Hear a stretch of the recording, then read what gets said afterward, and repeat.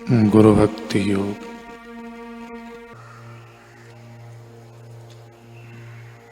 मन के साथ कभी मुठभेड़ मत करो।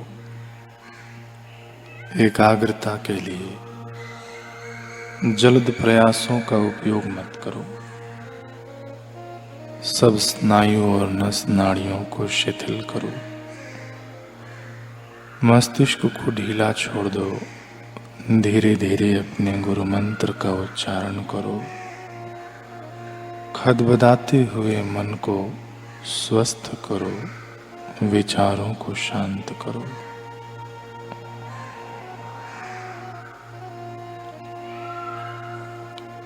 कुछ वर्ष तक अपने गुरु की प्रत्यक्ष निगरानी में और उनके सीधे एवं निकट के संपर्क में रहो। आप धीरे और नियमित प्रगति कर सकेंगे।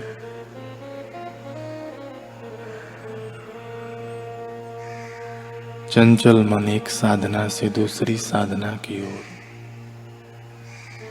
एक गुरु से दूसरे गुरु की ओर,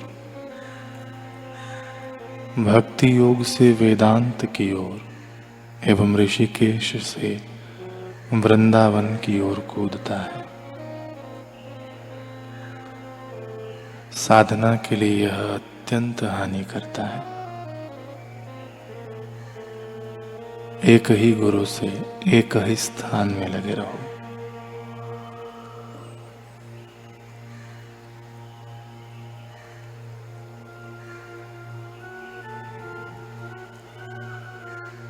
आपके लिए किस प्रकार का योग मार्ग योग्य है, यह आपको ही खोज लेना होगा। आप अगर यह नहीं कर सके तो जिन्होंने आत्म साक्षात्कार किया है, ऐसे गुरु या आचार्य की सलाह आपको लेनी होगी।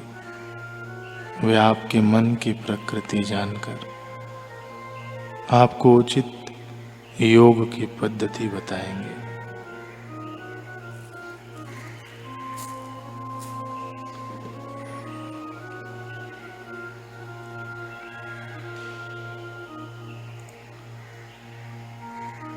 कल हम सुन रहे थे शिष्य की मनमुक्ता और गुरु का धैर्य।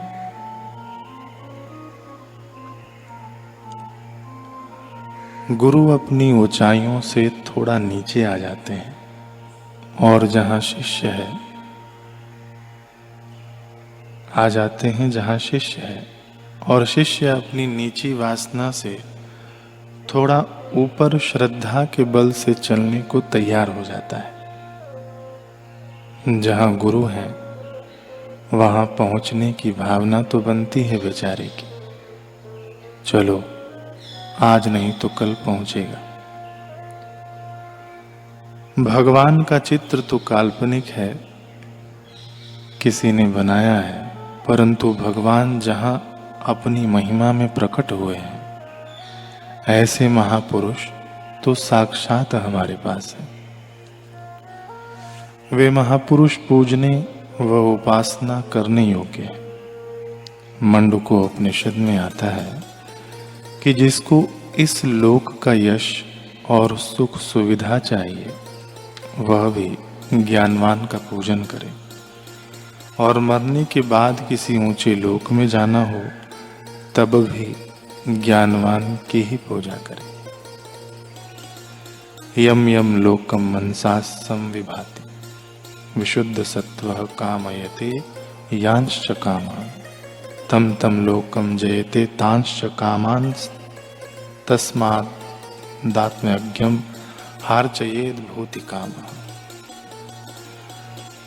वह विशुद्ध चित्त आत्मवेत्ता मन से जिस जिस लोक की भावना करता है और जिस जिस भोगों को चाहता है, वह उसी उसी लोक और उन्हीं उन्हीं भोगों को प्राप्त कर लेता है।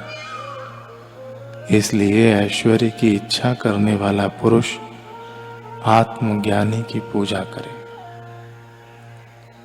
वे ज्ञानी अपने शिष्य या भक्त के लिए मन से जिस जिस लोक की भावना करके संकल्प कर देते हैं, उनका शिष्य उसी उसी लोक में जाता है।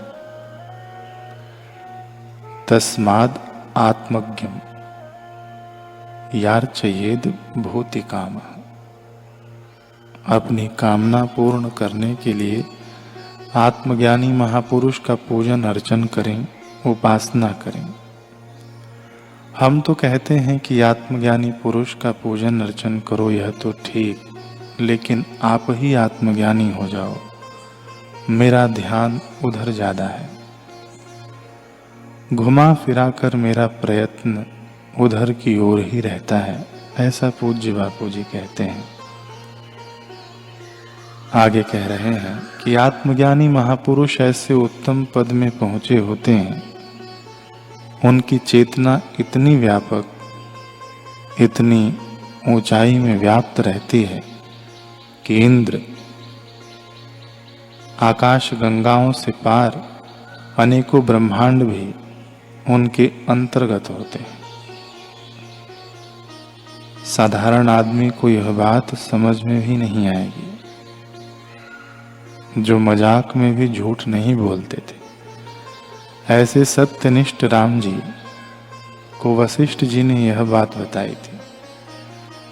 राम जी के आगे उपदेश देना कोई साधारण गुरु का काम नहीं है, और राम जी किसी ऐरे गहरे को गुरु नहीं बनाते हैं।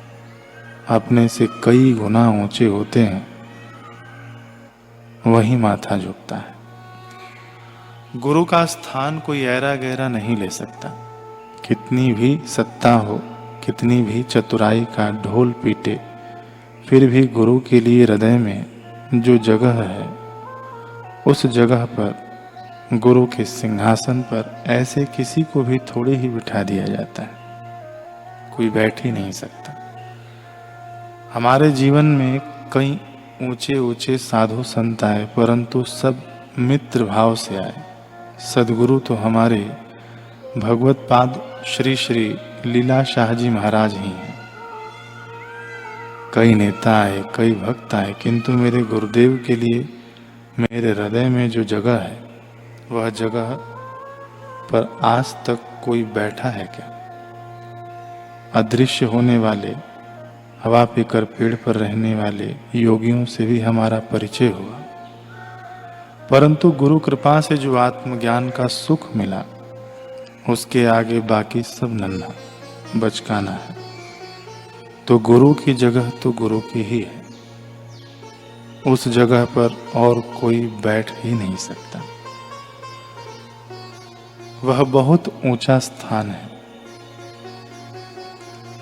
गुरु गोविंद दोनों एक साथ आ जाएं तो क्या करोगे?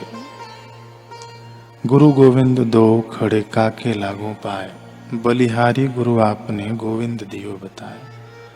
उस ईश्वर स्वरूप आत्मा ब्रह्मवेत्ता को कौन तौल सकता है? किससे तौलोगे? उसके समान कोई बाट हो तभी तो तौलोगे। किसी को परेशान होना हो, अशांत होना हो, तो आत्मज्ञानी गुरु के लिए फरियाद करे कि हमारा तो कुछ नहीं हुआ, हमको तो कोई लाभ नहीं हुआ। निषेधात्मक विचार करेगा तो निषेध ही हो जाएगा। जो उनके प्रति आदर भाव और विधेयात्मक विचार करेगा, उसकी बहुत प्रगति होगी।